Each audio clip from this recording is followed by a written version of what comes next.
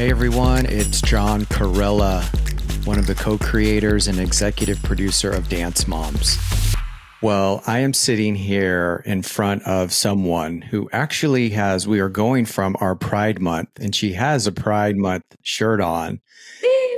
And I have this is a perfect segue because I have the USA because now we are in our Olympic month. I am sitting here with the legend she is, and the inner child in me is screaming right now.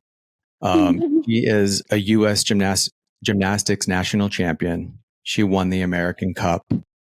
She is an Olympic team member. She also is a world championship team member.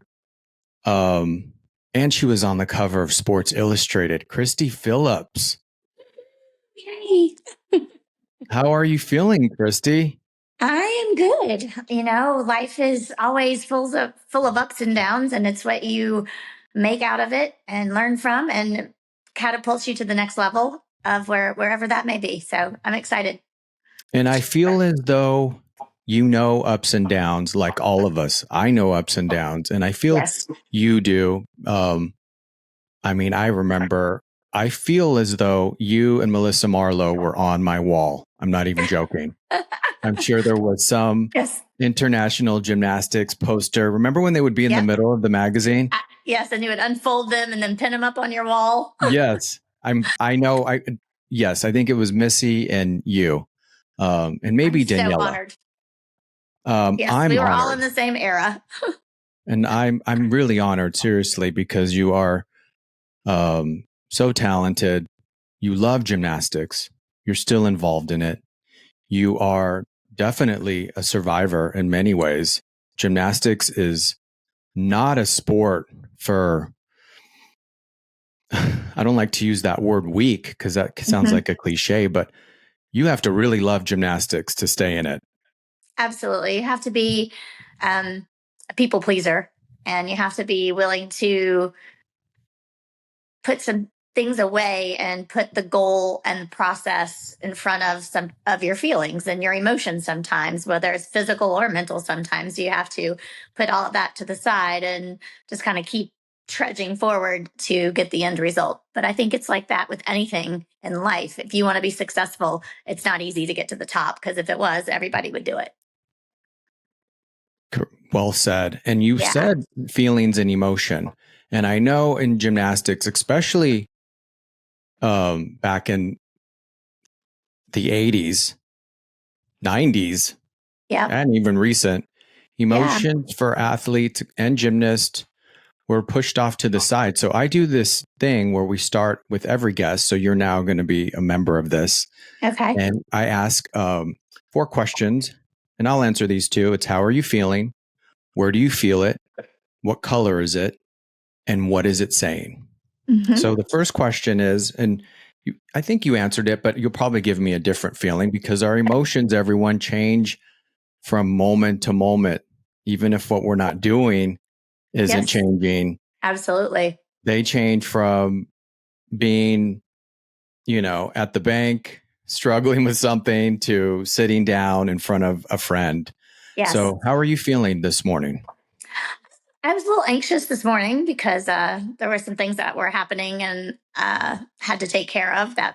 I think this day and age, everyone's always afraid of their security.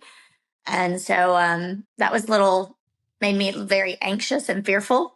But everything got resolved. And now I am extremely excited to be on this podcast, to be able to possibly touch a life or encourage a life or change a life for the better. So to me, that's exciting and maybe a little stressful. Well, not possibly. You will. I know you definitely will. Yeah. I'm definitely, I know that in many ways, actually. So I'm going to say you're feeling anxious and excited, which they're pretty much cousins, believe it or not. Yes. When I take acting class, I just had Howard Fine on, who taught Austin Butler in the movie Elvis. Yeah. And he said anxiousness and nervous, when you're feeling anxious, you're actually it's feeling excited. So if you kind of reframe it, the difference is you're breathing. So we're going to breathe. And I'm going to, since this is a back and forth, in a conversation, I'm going to tell you how I'm feeling. How am I feeling? Very excited. Very, very, very excited. So I'm getting on a roller coaster. So I'm going to have to breathe with you. So where do you feel this anxiousness, excitement in your body? Probably in my chest area, my upper chest and upper lat trap area, like kind of all the way from the front to the back in my shoulders. I like that, because most people just say the chest, but obviously from being in gymnastics, you're attuned. I can feel it like my pulling up instead of like relaxing. So, well, and you're attuned with your body. I think dancers and gymnasts, we know our body. Unfortunately, absolutely. It's good and bad because we can feel everything. Absolutely. Couldn't agree more. So, okay. Anxiousness. But the good about that is we usually know how to stretch it or pinpoint it to be able to help it. Yes. Or if you're similar to me, you freak out over every ailment because you can feel it. No. Just stretch it, work it. It'll work its way out. Just give it time. Spoken like a true gymnast. Just stretch it out. It's going to be fine. Well, meaning, I was dancing when you were doing gymnastics. I was training in dance. So I've said this before on the podcast that, because one of the dance moms, she's like, John, you're really a gym dad at the end of the day. We know how much you love gymnastics. All right. I want to know which mom what that was. That was Kristie, Chloe's mom. Yeah. And so I think I lost my train of thought, but sorry. Anyways, there's definitely that type of, we were trained similar. I think that's what I was trying to say. So R was like, oh, your hip hurts. Well, that's your good leg. You just got to go and kick it out there. If not, you're not going to win, as a dancer. So I know people who do gymnastics feel the same thing. Yes, I think it's definitely changed in the realm of the elite world in gymnastics. They are definitely much more protective of the athletes and providing every precaution and care.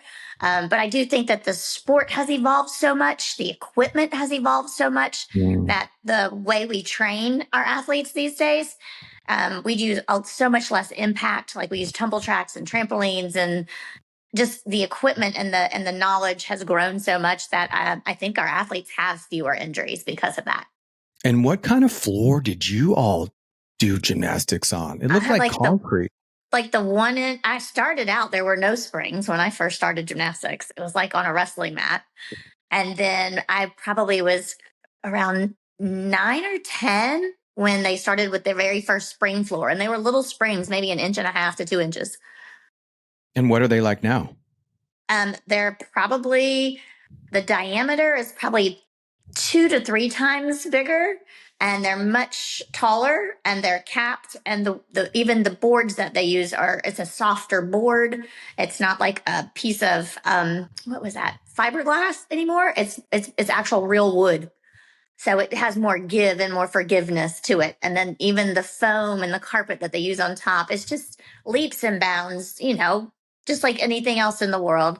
As time goes by, the equipment gets better, and they can make it and engineer it to different specs to help protect the body. So overall, I think it's been good. Do you feel that? I mean, I feel that not to discredit what they're doing, but obviously with better equipment, you can do harder gymnastics, better gymnastics. Do you believe in that too? Absolutely. Like even if you go back and you look at the 80s on vault, when I was vaulting in competition, I had a 4-inch mat. That was it, over concrete. And if you look at it now, they have an 8-inch mat with a supplementary mat that's an extra 4 inches that's really soft. And that's what they're landing on these days. So like the evolution of anything, the evolution of the matting and the way it affects the body and how the longevity of the athlete is getting longer and longer. It's just a wonderful thing to be able to have added to our sport. So this feeling of anxiousness, excitement that's in your chest, traps wrapping around, what color is it? Trying trying to think. I think it's orange, like a yellow orange. It's ready to be released with full of energy and happiness.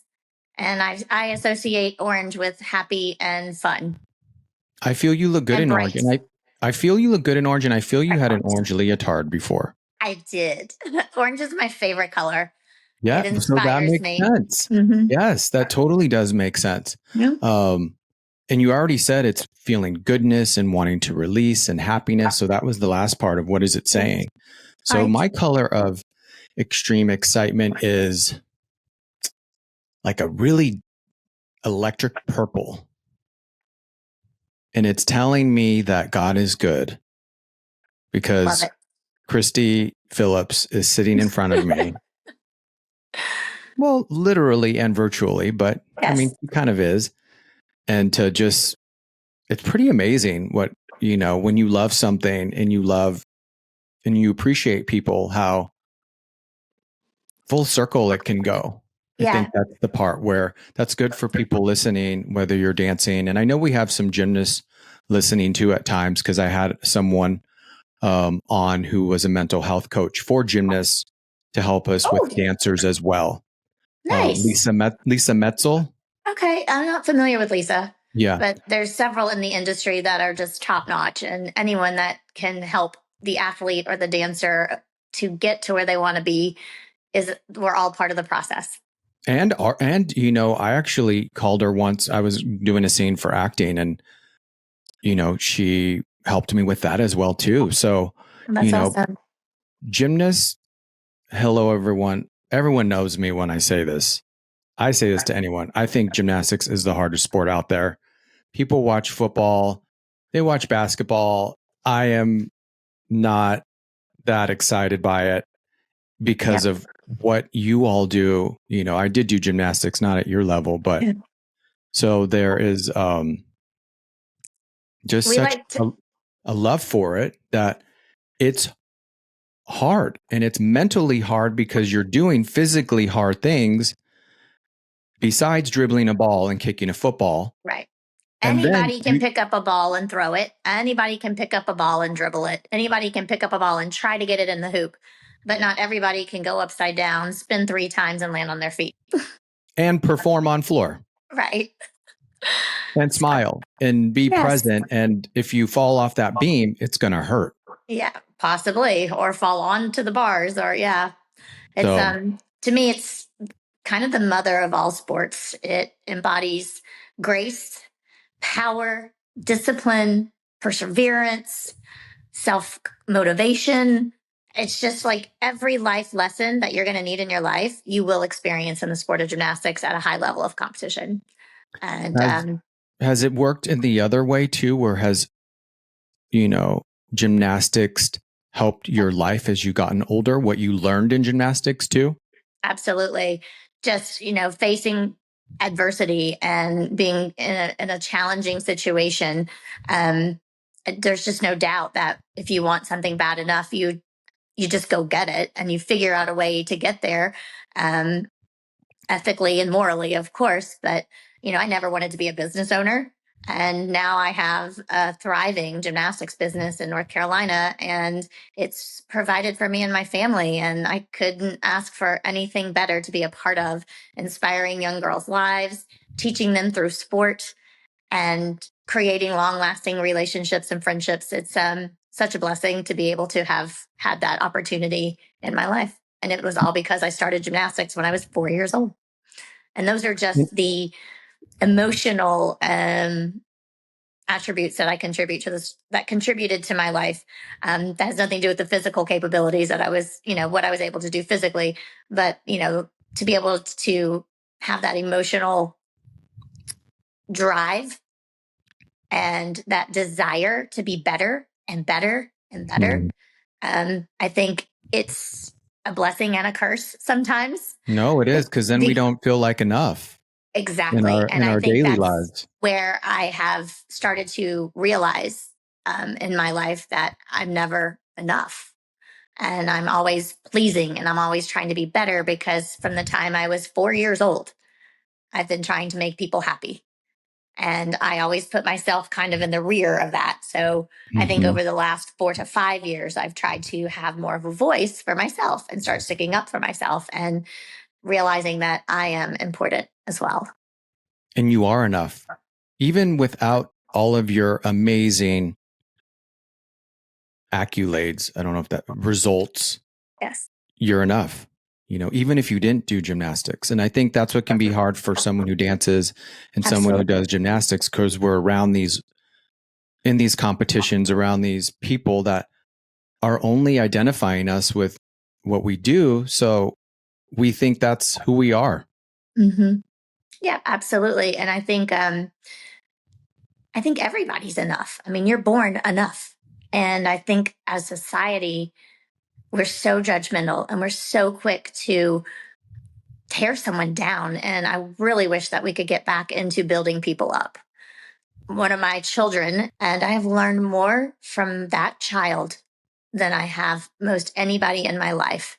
He has taught me perseverance. He has taught me how to let it go.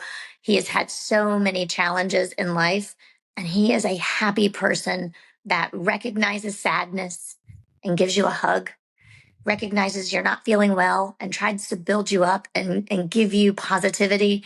And I don't know, he's a pretty cool kid. He sounds really cool and super wise. Yes, actually. absolutely. And he's a stutterer and he can sing on stage like nobody's business. And he loves the theater. He is a theater, like he listens to show tunes, sings show tunes. Like he just loves the theater and has been in plays since he was been 8 years old. And on stage, he's flawless. Amazing. Well, President Biden was a stutterer too. Mm-hmm. And so there was, what was the movie? King, one of the kings, King Henry, was also a stutterer, and when he had to deliver his speech, Moses too was a stutterer. So there's many. Now, is that something that you can grow out of? Not, I don't like to say grow out of, but get rehab for? Yeah, I mean, he's been in speech therapy for a very long time, since he was like 3 or 4 when we first kind of noticed it was kind of hard. And there's, tools and techniques that they use, but those can sometimes be hard when you're also dealing with other factors that make life challenging. Thank you for that. So, thank you for that. Yes. Yeah. But again, he's enough. He's enough. He's amazing. Oh my gosh. He's enough in all of you that have inspiring, very inspiring young man. You can inspire people just by being. Absolutely. I don't know if that makes sense. I think, and it's the everyday walk and what you do on a daily basis to care for others, be kind to others, be assertive, and go out there to help other people instead of just a me, me, me world. And that's what he's taught me. Well, and this is the year of the Olympics, Yes. Crazy. So there's going to be a lot of people, gymnasts all over the world, that are going to have this battle, that are even at the Olympics because they don't win. They don't get on the team. Yeah. And what did you mean by raising your hand? I know that feeling completely. Having been the alternate for the 1988 Olympic team after being the national champion and American Cup champion and covered Sports Illustrated, like you said, not having that last tangible goal, which was the actual end result, not having met that end result, you feel like a failure. And you feel like literally the day that everyone on my Olympic team left to go to the Olympics, I didn't matter anymore. My federation didn't call me. My coaches didn't call me. Like no one called to check on me. I was the alternate. I didn't get a t-shirt, a lapel pin, like nothing from my Olympics. And that was kind of heartbreaking. And in 2016, when they did the parade of Olympians at Olympic trials, and I was on the list to be a part of the 1988 team, like I called Rhonda, who was the vice president at the time. I'm like Rhonda, like, am I supposed to really be there? Like, I don't even it's 20 years later and I don't really know what my place was. I know I was the second alternate, but I was just so left behind and so far removed from anything that they did after they left to go over to Seoul that I don't know. I just felt like I didn't matter. Did you do, but that's why I said you are a member of the team because, it's different now too, Oh, because it's totally they different. acknowledge the two reserves. Yes, So and they they get call to them travel reserves with the now. team, and they are Yeah. their own. Yeah, they are a part of it. And so I think that change has been amazing as well for the athletes. In 2008, I was the athlete rep that selected the Olympic team in 2008. And I remember the discussion around the table at the ranch when they were deciding, well, they can't get into China, so we shouldn't even bring them. And well, maybe we could get them into Japan and it won't be that far if we have to fly them over and this, that, and that. And I was like, you put those girls as close to that team as you can get them. If there's nothing else that I have contributed to being the athlete rep, this is what I'm here to contribute. They go, they get outfitted, they get everything that the team gets. If they're an alternate and you are going to need them, then they should be treated as part of the team. And so I feel really good about that. So you were a part of making that happen because it's still in place that way in 2024. Absolutely. Now, yeah, and I don't know how it was in 2004 or 2000. I know in 2008 it was a big deciding factor because the athletes couldn't actually train in China or be in China. They had to stay in Japan or somewhere outside of the country of China. I believe they were in Japan. That team, that 2008 team, I know a lot about that team because I was trying to do a reality show on them years ago. So I interviewed some of them. Oh, that's awesome. Yeah, I interviewed some of them to hear all the behind the scenes of what was going on. Mm-hmm. So did you do that walk in 2016? Did you go out with them? I did. Good. I did. How did that feel? It solidified that feeling of wanting to be able to say to people that, yes, I was an alternate on the Olympic team. Because before it's like, I think I was an alternate. I'm not. Like, it was just never really clarified. Like, I was called the second alternate, but then I didn't get anything and no one really told me anything afterwards. It was just like a very confusing for a 16-year-old to navigate. And there really wasn't anyone there to guide or to mentor or to help or to answer questions. Like, once we were done, they kind of threw us away and moved on to the next group. And that's how it was back in the day. What has helped you process that? Because that sounds hurtful, traumatic. What helped you process all that? I'm probably starting to process it all right now, almost 40 years later. Yeah. I think I just, like the athlete that's within, you just stuff it down and you keep going and you keep going. And then you just get to a point where you break. And so I think probably when the movie Athlete A came out, I think a lot of us had very traumatic reactions to that movie. Because I know I personally tremored for 2 days after I saw that movie, having, my image and my story being told, not even knowing that my story was going to be in there or that it was a lot to process. And I really wish someone had asked me to use my pictures in the movie and my video. That was pretty a weird feeling because I didn't really process or see my story the way it was told. In fact, I think I had a really good relationship with my coach after the sport after I was finished competing. At least Bella. I don't think. And who were your coaches? Marta and Bella Crowley. Yeah. I don't think I had a very good relationship with Marta because I was working with Marta as a judge and she was still in control. And the way she treated people was awful. Awful. If you were 1/10 off on a score, she made you bring your papers and sat you down in front of like all the coaches. She sat me down in front of all the coaches and like belittled me, like demoralized me. you need to do this and you better do this and you can't be. I'm like, dude, I'm a judge. I was an athlete and I'm not playing a game when I'm sitting on that judging floor. I'm not going to do what people tell me to do. I'm going to look at the routine that's in front of me in that moment, in that time, and whatever athlete it is, I will give them the score that they deserve, in my opinion. And I'll be true to myself because at the end of the day, that's what I'm there to do. I did the studying, I took the test, I passed the test, and it's my job to be as accurate as I can be to know and apply all the rules correctly and to give that athlete what they deserve. And I know I can feel it. You really, I'm very passionate about that. love judging too. I do. Yeah. I love it. Yeah. I feel like having been that athlete and having been a product of that environment of the 80s that was so political, I could never in my right heart ever do anything other than what was fair for an athlete. What does that mean when, that word political is thrown around? What does that mean that it was political back then? What does that mean?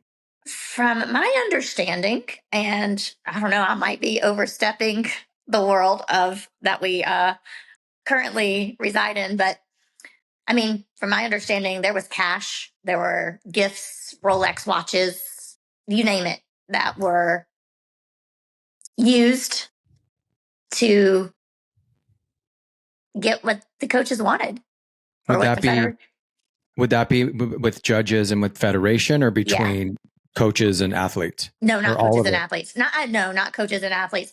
Coaches may have played a part in that politicking with the gifts and stuff to the judges or bringing judges into their facilities to be able to wine them and dine them, that sort of thing. Politics, just like what happens still on a daily basis. And in most aspects of life. It happens in dance too. It can be a little elitist because people who don't have money, they can't bring in those judges. They can't bring in the top coaches and wine and dine them. So then where does that leave this talented kid from, a different lower income city who doesn't have money, but it doesn't keep it fair. It doesn't keep it fair, no. And that's what I truly like about the scoring system that gymnastics has come up with, because in the 80s, it was very similar to college gymnastics. And college gymnastics, I can never judge college gymnastics. I'm so sorry. I mean, I could judge like one competition and then they would not ask me back because I would differentiate. This is not a 10-0. This is a this, and this is not a 9-9. This is a 9-4. And I would be differentiating the athletes because they're not all providing the same quality of gymnastics. And I'm hopeful, and I think that they're working on trying to create some new ways of distinguishing the best from the best and that sort of thing, and being able to rank the athletes better. But what I do love about college gymnastics is that the fan base has been amazing, and what it has done for the actual sport of gymnastics is absolutely amazing. But I think everybody that's actually in the sport is getting we just don't know how to make it better. And I think everybody in the sport wants to make it a little bit better and more fair. Why? Maybe. Oh, you mean the fairness? Got it. The fairness of the 10.0. And I think that's what's been hard for the Olympic athletes, because people don't understand the scoring system and how it works. But for the athletes, they have to do 8 difficult skills and they have to perform them flawlessly. And the more difficulty that they have, the higher their start value will be. And the better that they perform them, the better their execution is going to be. So you add those 2 really good scores together and you truly have the best athletes winning. If that makes sense. Because before, when you had that cushion of, look, artistry is beautiful. I mean, you had great artistry on floor and beam. Thank you. But that probably, in my opinion, back then, that was used as a way to give higher scores, because you could say, oh, well, it's the artistry, or it's this or that, where well, I think too, before, with the cap of it being a 10.0, there was no desire to do anything more difficult or to throw bigger skills, because you need to be able to put it up there. You have to put the skills out there and be able to execute them nicely. And there was no motivation to do that. You just did the bare minimum. It's the path of least resistance. You do the bare minimum to get the 10 start value, and not those Soviets though back then, not the Romanians and Soviets. They were throwing some. They really, you know what? You're right. They were, but they were executing it nicely too. But okay, that's a good way of looking at it. They were doing it clean. Doing it clean by today's standards. That's the difference in the scoring, and that's how they are differentiating the best from the worst. But just to go back to artistry, our Olympians, we have, as a judge, I have 1.2 deductions. So a whole 1 point and 2/10 in deductions that I can take off of an athlete on floor exercise for artistry alone. So meaning one whole point? 1.2. Wow. Those deductions, there's a ton of deductions that we are trying to apply in artistry and I think that you're going to see this Olympic Games many more artistic performances because of the amount of deductions that we have created to try to differentiate. Yes, she might be powerful and maybe she can do the most difficulty, but the floor routine was boring because there was no artistry to it. And so they're trying to even that playing field now. And since you brought up floor routine, I think it might have been the American Cup. I pulled up your YouTube. So everyone go pull up her YouTube for when she won the American Cup. And you definitely were not boring on the floor at Which all. was 86 or 87 American Cup? Do you remember? You had it was like in a V, the red, white, and blue in a V. The chevron. So I don't. Was it like the Russian music, or was it the like American Nutcracker music? It was Russian. Okay, so that was 87. Yeah.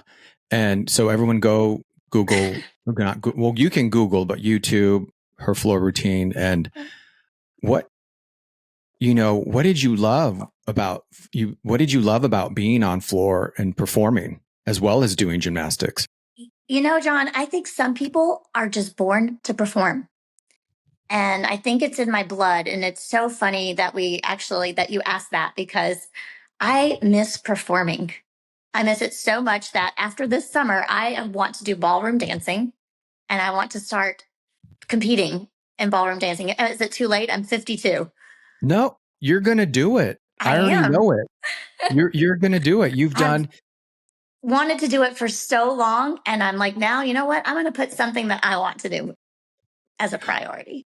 Well, and that's the thing too, because I think even in your gymnastics, I mean, to me, and it could just be my age, but you were one of, maybe on the floor, if you saw, Olga got that as being very animated. Yes. And I don't know if Mary Lou was like that to me. Maybe not to me. In my opinion, she wasn't, but you probably were the first one who had a personality that I saw on television doing gymnastics. So you would have, if it was 2024 and you were doing gymnastics right now, you'd be a huge social media gymnastics star.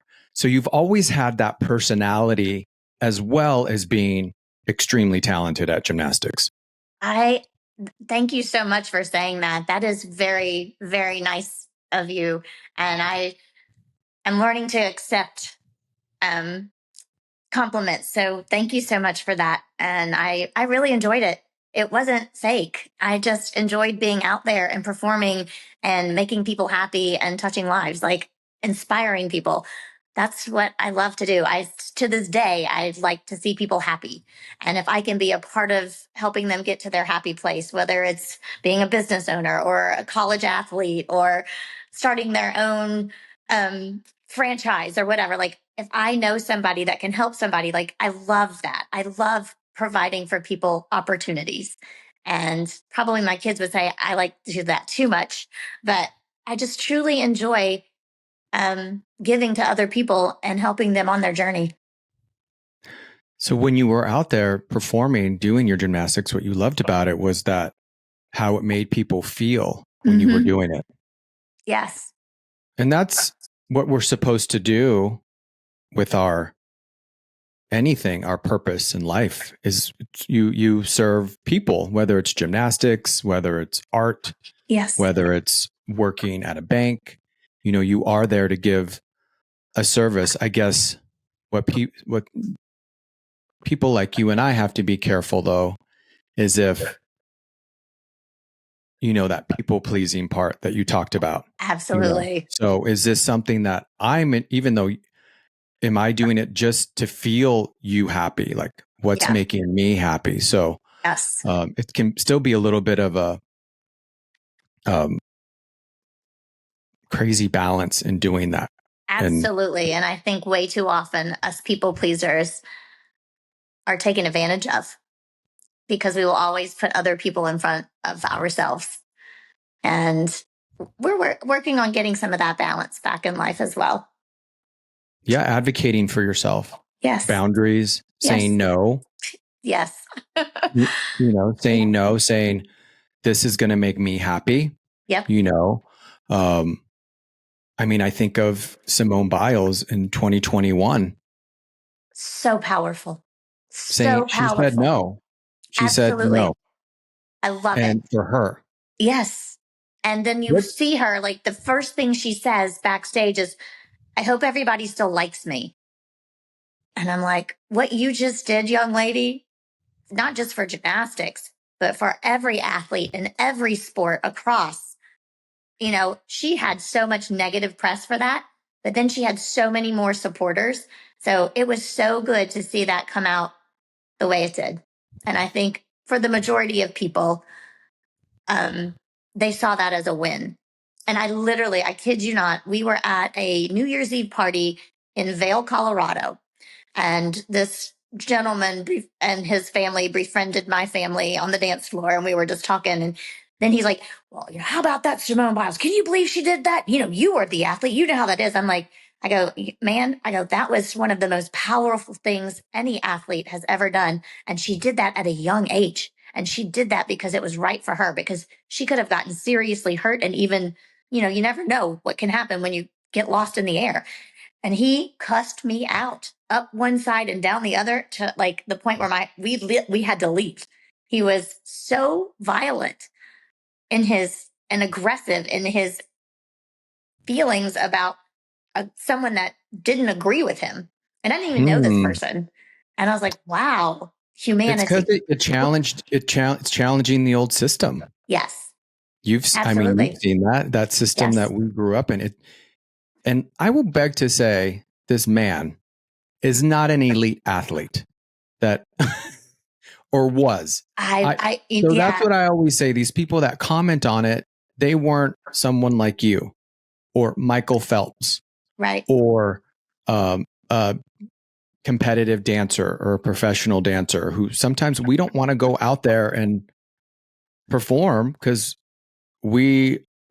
stuff is going on in our life and you're just pushed out to go over and over and over again. It's a lot of pressure. It's not as though we're doing this in front of, and 100 people is a lot of pressure, but we're talking about millions of people that are watching. The world. And she literally couldn't get her bearings as to where she was in the air. And some of that could be trauma creeping back in from the previous 4 years. Absolutely. And did the man say anything about that? Oh, gosh, no. Of course not. And so that's that. You're an object.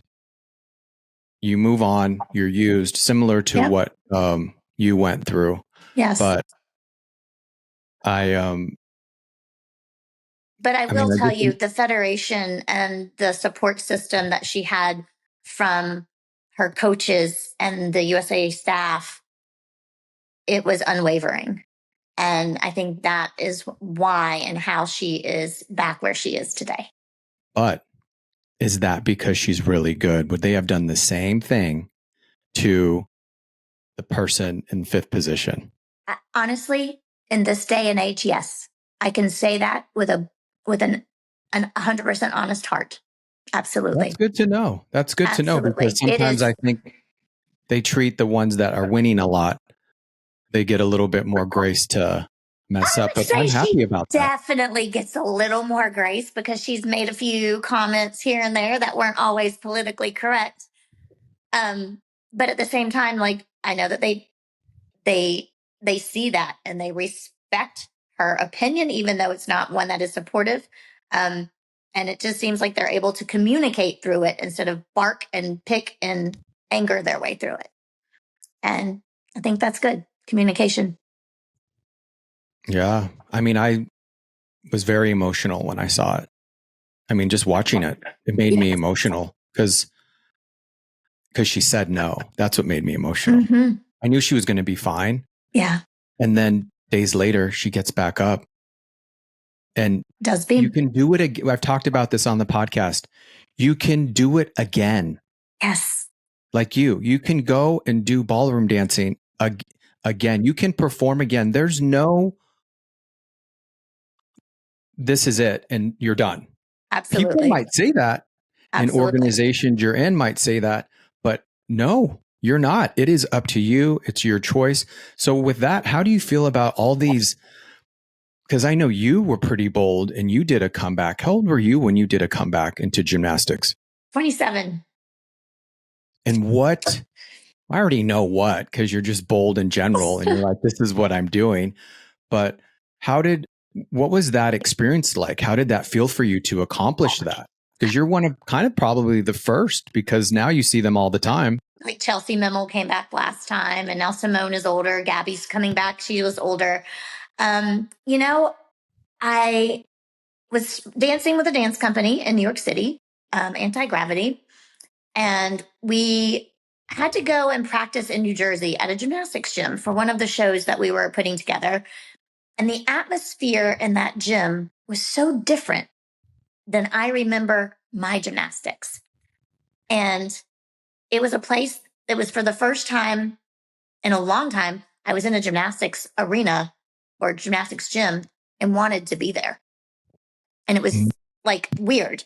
And they asked me to come work for them. And I would have been like, I don't want anything to do with this, And I was like, okay. And I kind of took a job going from the city down there once a week, doing choreography for their kids for their floor routines. And they're like, you should make a comeback. The way you train and the way your skill set is, you do really good under this code of points. If you could do this, this, and this, I was like, I can do a double full punch front and it's worth the same thing as a full in back out. Maybe I can do this. And so literally I, got on the bars. I couldn't do a kip. I could barely, I did like 7 or 8 tumbling passes and my calves were in a cramp. Like I couldn't even hardly walk the next day. So I kind of made a plan that I made this whole conditioning list that I would do on Mondays, Wednesdays, and Fridays, and then another conditioning plan that I would do on Tuesdays and Thursdays. And it literally took me like 6 hours to get through the first time. And then after like 2 or 3 weeks, I was getting through it in like, 3 hours. And then I was like, after 3 months of just doing physical conditioning and strength and stretch, I went back into the gym and I could do everything I could ever do when I retired at 16. So 11 years later. At 27. At 27. And it was amazing. Was that a good experience for you?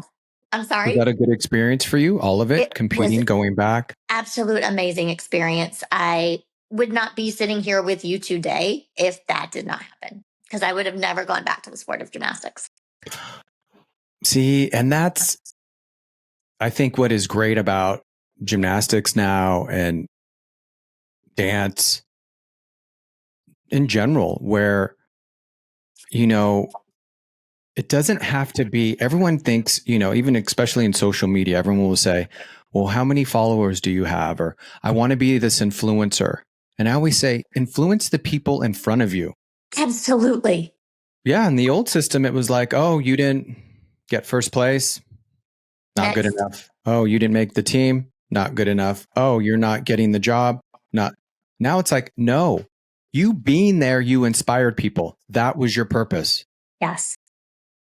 It was, it didn't start out to be an inspiration. It started out to be like, why do I not want anything to do with the sport of gymnastics?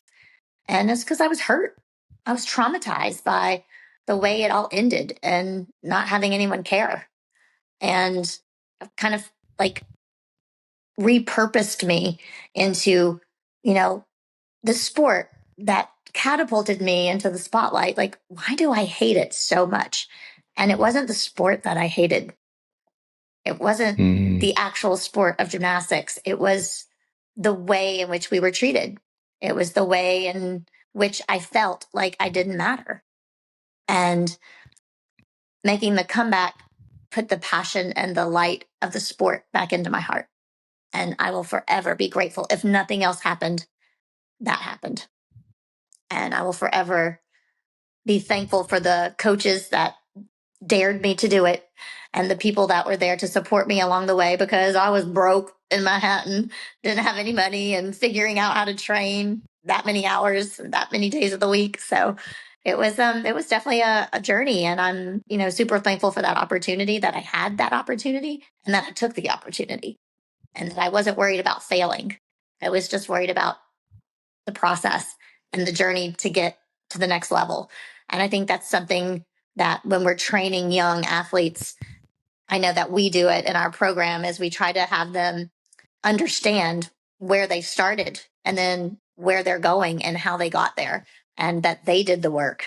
You put in the effort, you put in the extra time, and this is how you got there. It wasn't because of your coaches or all because of your parents. It's you did that work. And I think that was part of the process that our generation, we didn't even realize that there was a process. We just did what we were told to do. And that failing is a part of the process. Right. Failing is a part of the process. And I think when you don't have those failures, then you don't know how to, like, it's easy to win. Hello, I'm the winner. Woo! But when you are your best, and then there's someone else out there that is better than you, that has to be okay.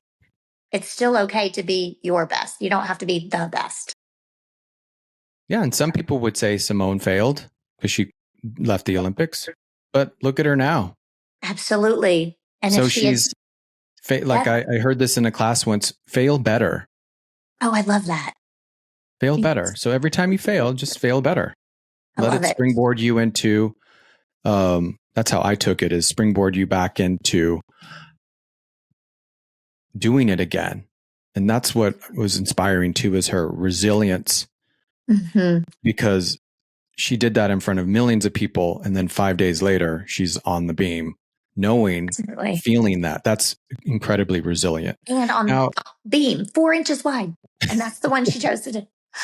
You know what? Why didn't you ever commentate? You would have been great. Now that I think about it, with this voice. I did a little bit of college commentating, and I did some cheerleading commentating. I want you on NBC. That would be a huge dream, but I think I have other places to be and other things to do. But if that opportunity ever presented itself, I would be there in a heartbeat. Now, I hope it's okay that I ask this, but I feel, we talked about this with some of the dance moms and dealing with people that, hurt you. Yes. And have you been able to forgive your coaches? I don't know what it is, but my relationship with Bella, as hard as he was, he still made you feel like he cared. At least to me. Your experience. My experience. I will not compare my experience to anybody else. With Marta, I was really good on her event. So I had a good relationship with Marta because I made her look really good. Because I was really good on beam and most known for beam. So my relationship with Marta is different than like a Mary Lou or some of those other athletes that weren't very good on beam. So I had a good relationship with Marta until I started judging, and until she changed when she got in control. She changed. And I think anybody that has all that power needs to have someone above them that keeps them in check. And I don't fault her for that. I think that's just an easy thing for people in general. When you have all the power and you're winning and everything's going your way, and no one's there to put their thumb down on you to say, no, you can't do this. No, you Yeah, can't do checks and this. balances. Yeah. Yeah, everybody needs checks and balances. And it's unfortunate that it got to where it got to, because I personally witnessed a lot of pain towards that a lot of athletes and coaches went through, and judges as well. All of us went through it. Is that we all are connected, whether we're American, Canadian, oh yeah, Russian. Is that predominant throughout the sport? I only witnessed it as an adult that understood it in that scenario. So I wouldn't be accurate of me to speak in general. But in that scenario, it was toxic. I do love that the Federation is being more accountable for their platform. I always felt in the past they would say, well, that's America, that's Romania, that's, we're just similar to dance competitions, still do that. I wish they learned, like, we're just the competition, we don't. But when stuff is going on that's abusive and hurtful to kids and to adults, but especially to kids, they should not be allowed to compete or coach. So I am happy that I feel they've done that. I'm sure there's still more work that needs to be done within them. Oh, there's now it went from one extreme to the other extreme, where like you literally can't go in there and have any sort of discipline, because then you're abusive, and these parents got all the control after that and have created a nightmare almost for safe sport, because there's so much going on. Like anybody can say anything. I'll just put it that way. Do you feel that maybe it needs, for decades, it was the way that was abusive? Do you feel that maybe it has to go from one way to the other to swing back to the middle, for sure? Go back? Yeah. The pendulum will swing back. And I think it is starting to as well. And I think that's true to, anything major in life. When there's major change, and the change has to happen, and it needed to happen. And I'm glad it did happen.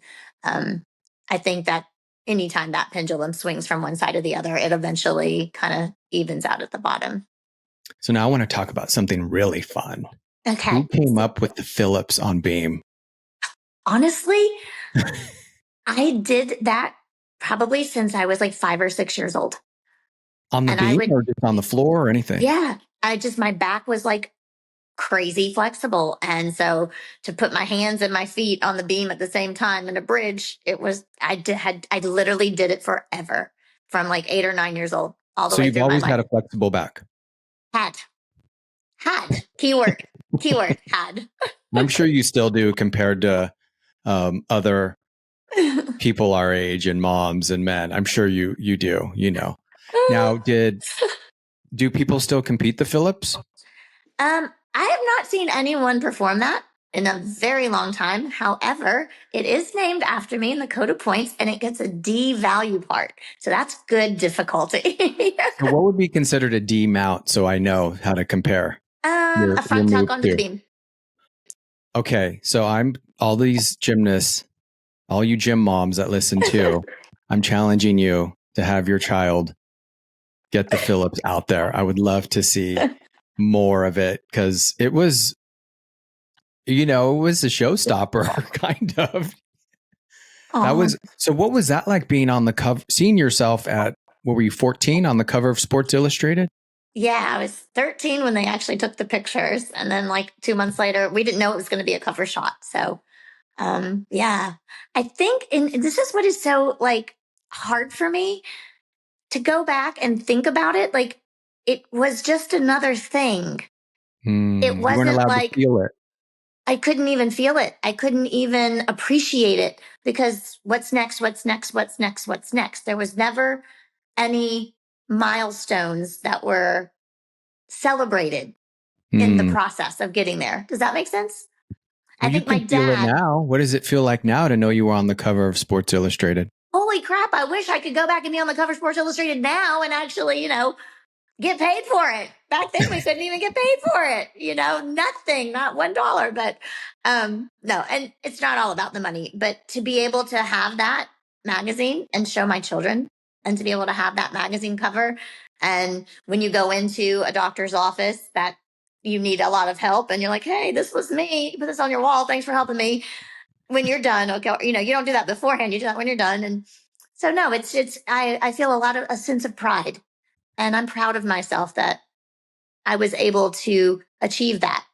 And I'm lucky because at the end of the day, it could have been anybody.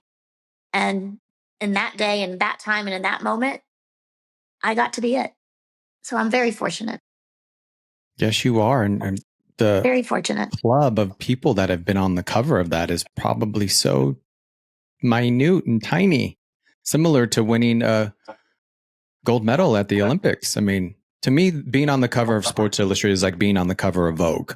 Right, for the athlete. Absolutely. Yeah. You were on the cover of Vogue and okay, maybe I should do that now. No, just kidding. Only if you do the Phillips. Yeah, well, that ain't happening, honey. So we talked about gymnastics. Now, since this is Dance Dad, let's talk about you said you were in anti-gravity. How did you get involved into that dance company? Actually, it had only been started like a couple of years when I moved to New York City. And it was Andrew Pacho and Chris Harrison were both former athletes who started the company. And former gymnasts, I should say, sorry. And so when I moved to New York and I started teaching gymnastics because I got to make a living and got to pay my rent, I think just word of mouth. And I was there to perform. I was there to do acting, and I wanted to be, on a soap opera. That's really all I ever wanted to do in life, was just be on a soap opera. You still can be. You know what? I might do it one of these days. I'm telling you, that's that old way of that. No, I love acting because there's all types of people in film and TV, there's older people, younger people, all different sizes, but so you still can. All right, I'm coming to live with you when my children graduate high school, and I'm going to do acting. Is that cool? Let's do it. You can even take class with me. There's I would love it. Meryl Davis was in my acting class. She won gold, I think, for ice dancing or figure skating. Nice. Yeah. So I think it was ice dancing. A lot of athletes go into acting and are good at it because of the discipline. Yeah, absolutely. I would love to. I did one movie. I was the star in a movie. I don't know if you saw the movie Spitfire. I didn't, but I read about it, and so is it streaming? I don't think so anymore. I think it's on like VHS or something. It's somewhere out there, but. No, I love it. He's excited. See, he's in the celebration of you. He loves the theater. He loves acting. He loves performing. He's my kid for sure. And what has he been in recently? He just finished Sister Act at the local community theater, and then his high school did The Sound of Music. But he's probably been in 20 or more productions through the years. So is he going to go and does he want to go and act and do theater after this when he's older? He would love to do theater for a living. I think our plan of action right now is to go to community college or to a university for a year and then try to get into Disney college. And he would love to work for Disney, being like a prince or a character or something like that, because it's such an amazing company to be able to work for, especially when you have some challenges that you have to face in life. And so for him to be able to have a family that would be there to support him, a 401k, dental, medical, and still be able to do what he loves doing would be absolutely amazing. If it works, it works. And if it doesn't, he'll never stop acting because that's what he loves to do. And now, in Hollywood, which is good, similar, well, not similar, but because of things are changing, they are way more inclusive of having, someone like your son play your son in a film. Exactly. He's not amazing. hiring someone who is me, who's not your son, Yes. who doesn't have those challenges. Yeah. So know that is something that people are very passionate about and making that happen in film and TV. I couldn't agree more. And that's my hope that one day, in fact, we're coming out to LA in late July, early August, because that's where he wants to go for his 18th birthday. He wants to go see LA. So that means, I'm happy you're coming to LA. But in my mind, I kept thinking, is she judging the Olympics? Oh, no. Maybe in 2028, maybe. When it's here. Yes, exactly. Double duty. Yes, triple duty. Acting and the Olympics. Judging. Yeah. Oh, I can't wait for that. I would already buy my tickets if I could. Oh gosh, me too. I told somebody that. So you're not, but I have seen you. So everyone too, you can, next time you watch. Wait, can you say, I don't know if you're allowed. Are you judging the trials? I am. Yes. Yay. Oh my gosh, everyone. This is even like, that's so exciting. Do you feel that? Start feeling things, Kristie. Yes. Oh no, I'm so excited. And honestly, I'm super honored to be able to be a part of it. I see the big picture now. I think I've kind of lived my life with blinders on and just kind of kept doing what's next. And so I'm really starting to enjoy the process. I'm really starting to appreciate the opportunities that life has given me. What is your, I don't know how it works, but are you assigned to an event or do you do any event? Well, we can judge any event, but at Olympic trials, I'll be judging floor and bars. Oh my God. So those floor judges, you get a lot of camera time. Yes. So everyone, I'm pretty sure this airs after, but you can go and look on YouTube and you're going to see Kristie with her glasses and her blonde hair, just smiling away. I love that the judges smile more now when they're watching. They didn't used to. Oh my gosh. It was so funny because we were just judging at championships. And so being on bars, they have the camera, it was all of the judges. And at the end of the routine, they put it up on the big Jumbotron, And so I'm sitting there watching. I'm like, oh my God, I'm such a dork. I'm laughing at her. I wasn't laughing at her. I was just smiling and giving her energy that wow, you just did a great job, girl. And everyone's like, you're always smiling. I'm like, am I really? And they're like, yeah, you're always smiling. So it was kind of embarrassing, but kind of oh, wow. No, I love that I think it's great. I think because they feel that. Yeah. You're giving them a safe space to do good. And so, with the Olympics coming up and obviously nationals, there's a lot of dance nationals coming up. Yes. What advice would you give to those going to nationals? And hey, who knows who's listening to this? There's people in other countries that listen to it. Maybe they're gymnasts going for their country.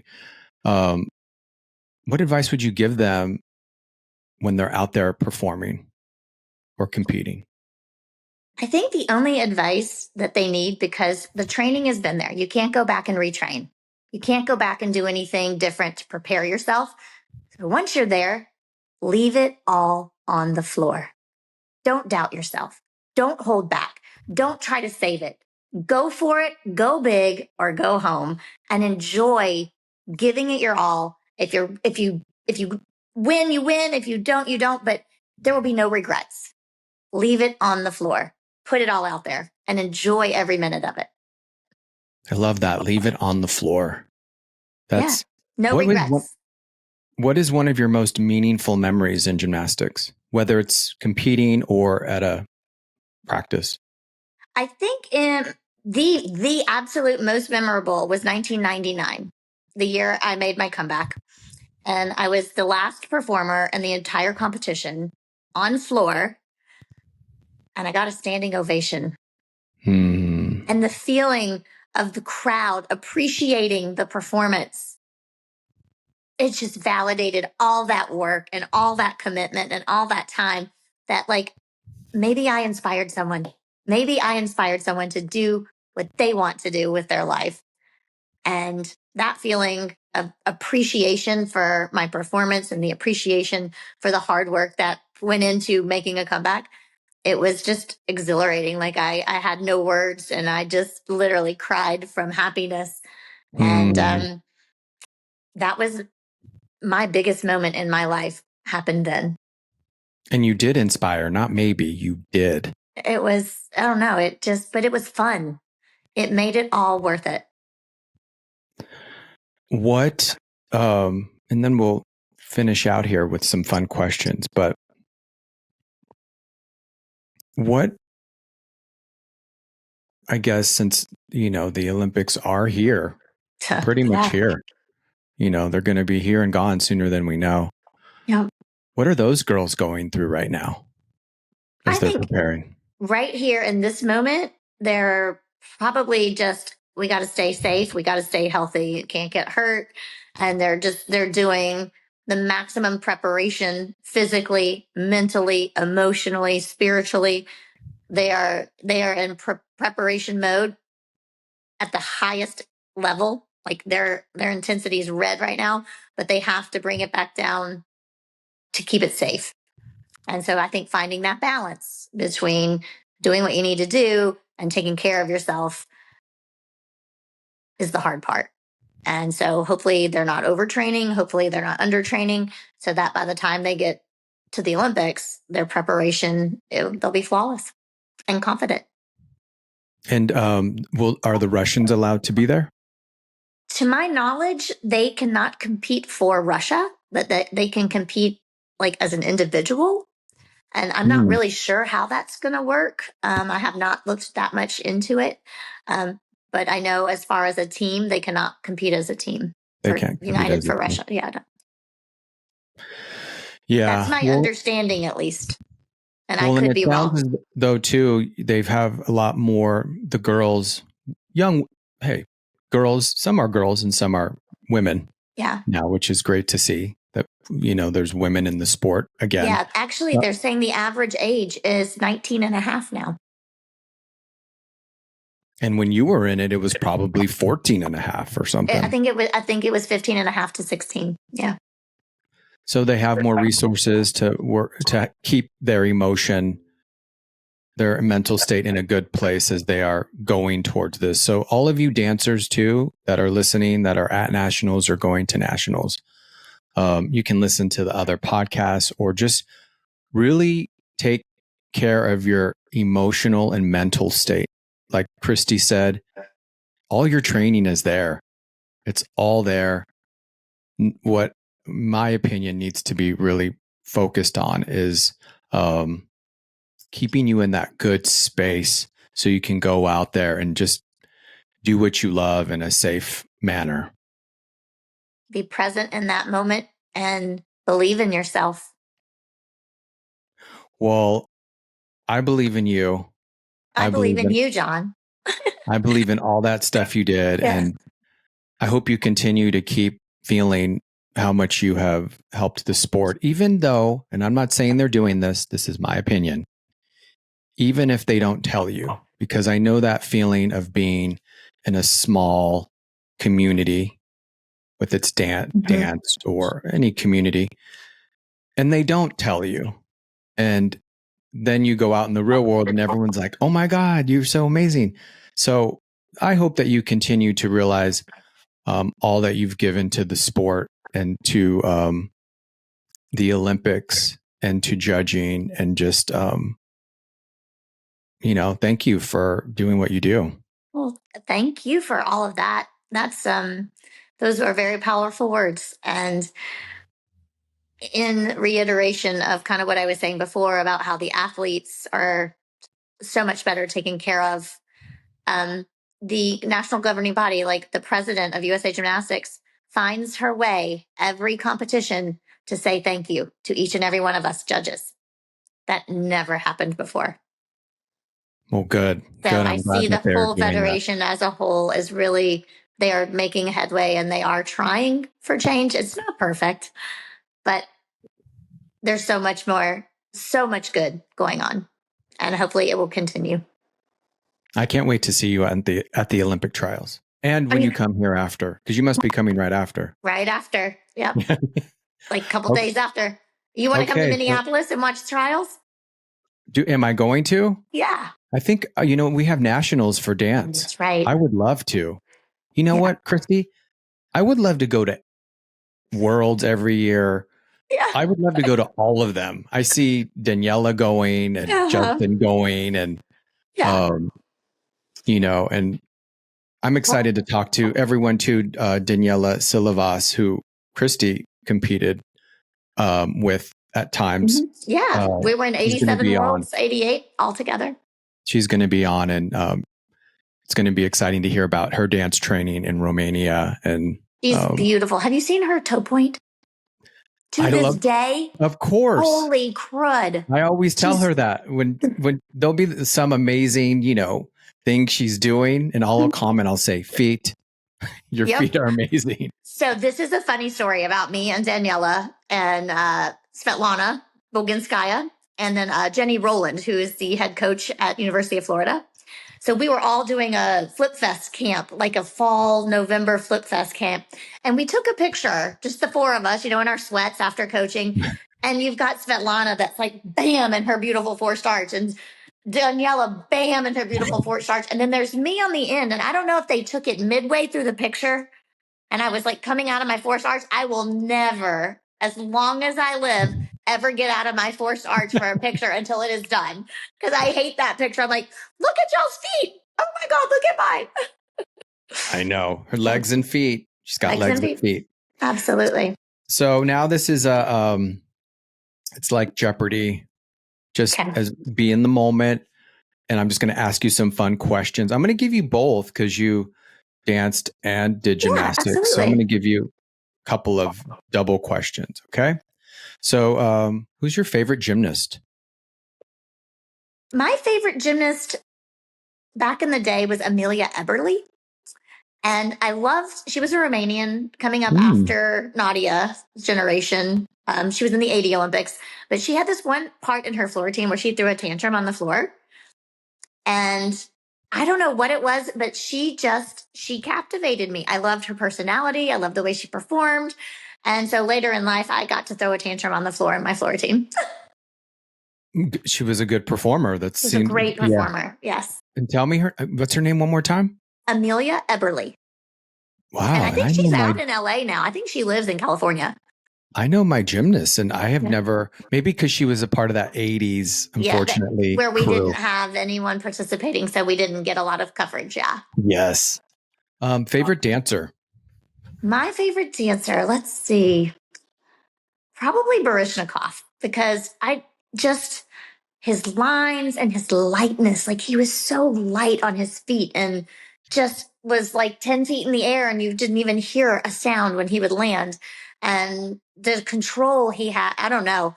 There was just something about, I think for me, seeing a man that elegant and still being able to perform, and he was still masculine, but it was an elegance to him as well. And I appreciated that.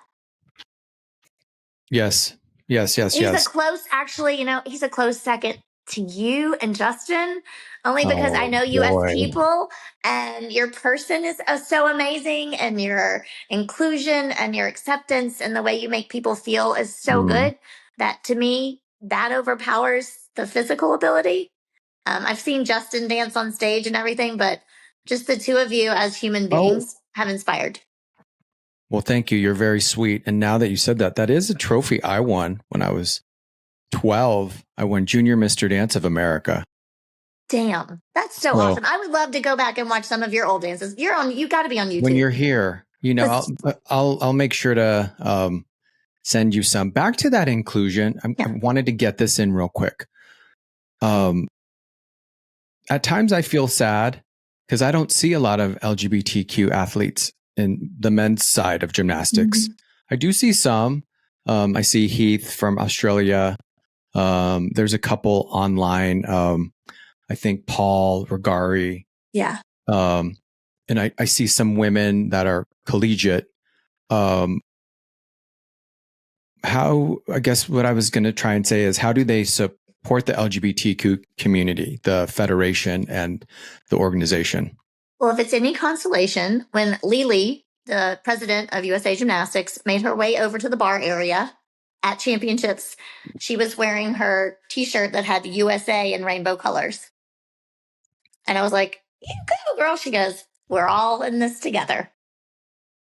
Well, so they are supportive. Great. Absolutely. So those of you, I know it can feel scary to come out in a sport that is, especially men, Yes. I grew up, it is in the 80s. It was very, just definitely not as accepted. It was just weird. There was this weird, like, we're literally in tights and we're dancing on the floor, but there was still this toxic masculinity. Mm-hmm. So, that was when I was competing in the 80s.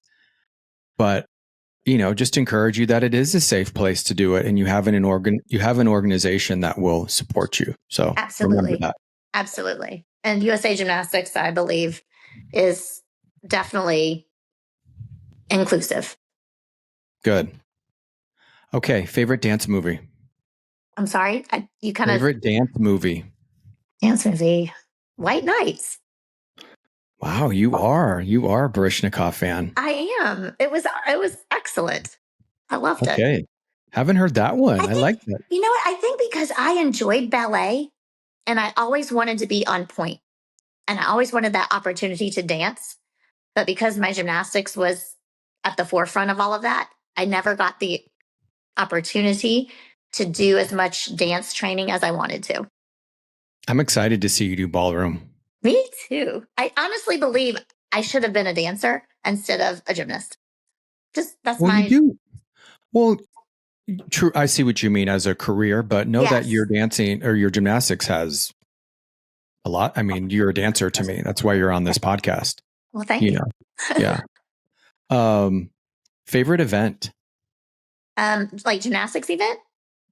Yes. So it's really, I have a little story for every event. My absolute favorite event to train on was bars. I love to swing. I love to feel the free swinging motions of bars. I love to train new skills on bars. That was my favorite training. My favorite to perform was floor. But I hated practicing floor because it's so hard without adrenaline to do their last pass. And so I hated the training of floor exercise, but I loved performing on floor. So the audience would give you that adrenaline. Absolutely. And then probably most known for my balance beam routines because they had so much flexibility and unique creative things on beam. And then the only event I ever scored a perfect 10 on was vault. With what vault? Yurchenko layout full back in the day. But yeah. That's scary. Vault to me is scary because it's literally just an object right there and you're running full force at it. And back when we started doing the Yurchenko, they didn't have the little safety zone mat behind the board. And our vault was not like a table. It was just like that. It's like a balance beam, but like double wide balance beam. So it was a little nerve-wracking. And through all of the injuries of that vault is why the equipment has changed and evolved. And again, to help create longevity in the sport. So in Kristie Phillips fashion, her favorite event is all of them. Yeah, as a gymnast. Yes, they all have their pluses and minuses. Favorite style of dance? Favorite style of dance? I was introduced to salsa dancing in Guadalajara, Mexico at the Pan American Games in 2011, maybe. And I fell in love with the dance. I love it. I love partner dancing. I love to be twirled. I love to be spun and dipped. And I love all of that. I think it's salsa dancing or country partner dancing, like two-stepping. I love country music. I love to get on the floor and boot, scoot, and boogie. Did you like Beyonce's country album? I haven't listened to it. Sorry. Okay. Sorry. Don't listen to the Beehive listens to this as well. Just close your ears. I will make sure she listens to it before this comes out. Oh, okay. Who's your favorite choreographer?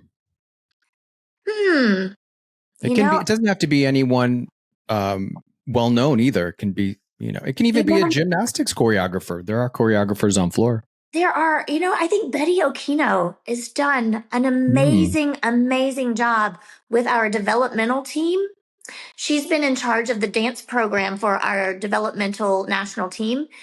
And if you watch some of our Little Hopes athletes, they are performing and their feet are turned out and they've got forced arch. And she's bringing back the classics and the way she teaches dance and the way she gets them to feel the music. It's not about performing always. It's about feeling it and exerting that feeling and giving that internal amplitude and that internal exhilarance and just letting it out to perform and to entertain the audience. And she's able to teach that. And so I would say Betty Okino. I love Betty. Yeah, Oh that my gosh, triple count on beam. An even more fabulous person I aspire to be. And she lives out here too, correct? Southern California. She lives in LA. Yeah. Now, just a little side note, because you said feeling, and I always thought this. Tell me if this is true. Do they not teach you all to feel in gymnastics because they're worried about the safety of it? Does that make sense? Like they want to keep you so in your head. Yeah, I don't think anybody thinks about that. I think I think it's in order to be a great gymnast, you have to be a type A personality pretty much. And you have to be that people pleaser. So instead of teaching them the process of feeling through the hard times, they don't make you, but you get into survival mode and you just have to stuff it. Fight or flight. Yes. And so I don't think it's anything cognizant that's being taught or not taught. I think it's just not being paid attention to enough. And I think they have started paying attention to it more recently to try to prevent some of the behaviors and the outcomes that have happened in the past. And feelings, that with feelings comes empathy. Yes. That means you're going to feel. Yes. I saw a recent, I think it was on TikTok or Instagram, of Simone cheering on at the championship Suni on her bars, because it was after she had a fall and I think she might have been it sounded like she was in her head, Suni, and was a little concerned and worried. When Simone was there understanding that feeling that she went through and was there to be a really supportive human being. Human being, absolutely. We're all human at the end of the day. Favorite Broadway show? Favorite Broadway show? Oh my gosh, has to be Hamilton. Oh my gosh. Sorry, Justin. It's not Wicked. I love Wicked as well. But Hamilton blew my mind because I didn't know what to expect. And to see them rapping and dancing and the choreography it was just phenomenal. And I didn't see it on Broadway. I saw the traveling show and oh my God, I just loved every minute of it. I haven't seen it, but I want to. I also saw Beetlejuice on Broadway or in New York. And I went in there with no expectations and I came out laughing my butt off. I totally enjoyed it more than I ever thought I would. So Beetlejuice was a close second. Okay. I'll have to check both of them out. Hamilton is my favorite so far. If you could compete a solo in a dance competition, what would it be? Probably I Lived from One Republic would be the song. And I would leave it all on the floor. I would give all of me. Would you do lyrical? Would you do jazz? I don't know. I'd have to sit with the music and feel what it makes me want to move. I feel you would do well at contemporary. And I also would like to perform to Iris. Iris? Yes. I don't know that song. I'm sure I know it if I heard it, but I've heard the name, but. Yeah. It's very powerful. To me, it's like, I don't want the world to hear me. I don't think they know who I am. And it's just about giving yourself to the world, like coming clean, being who you are. I'm really excited for this new day. Goo Goo Dolls, Iris. I'm excited for this new day that is happening in your life of everything. Me too. It's always an adventure with me. And I try my best to keep living, keep inspiring, keep giving, and keep caring. What's one of the boldest things you have done? The boldest things I've done. Oh, we were on that same trip all across country to the 2016 Olympic trials. On our way back, we stopped and we're camping in Colorado. And I was like, I want to jump off of a cliff. And I did some cliff jumping that day into 40-degree weather or water. We were landing in the water was like 40 degrees. And I have a beautiful picture of me in a beautiful toe touch with my legs way up here. My toes aren't really pointed because I had sneakers on, but just the straddle was even. And I just had fun being free. And I think my daughters at the time were 7 or 8. And they didn't jump off the high cliff, but they followed in suit right off the little cliff into the water. And it was just a really good bonding and experience for our family. You inspired them. We inspired them. And I love that a cliff jumping, which is what a lot of people do, is the boldest thing, not your double back, not those were all trained, but those were all trained for years. No, and I years love that. And years of I love preparation. And then I'm happy that is I can do. I can jump off a cliff. Yeah. So we all can do that. So, well, thank you for your time and thank you for your service in USA Gymnastics. And we are all very, very, very excited for the Olympics this year. Yes. And thank you so very much for the opportunity.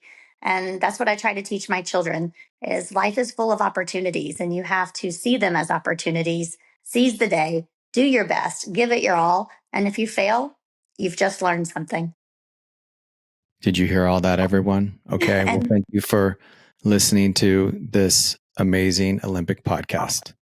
Thank you, John. Thank you so much for listening to Dance Dad with John Corella. Thank you to everyone at Hivecast for all that you do. And if this episode meant something to you, please share it and subscribe. Also, you can follow Dance Dad with John Corella on all platforms. But most importantly, remember to be bold and be fierce.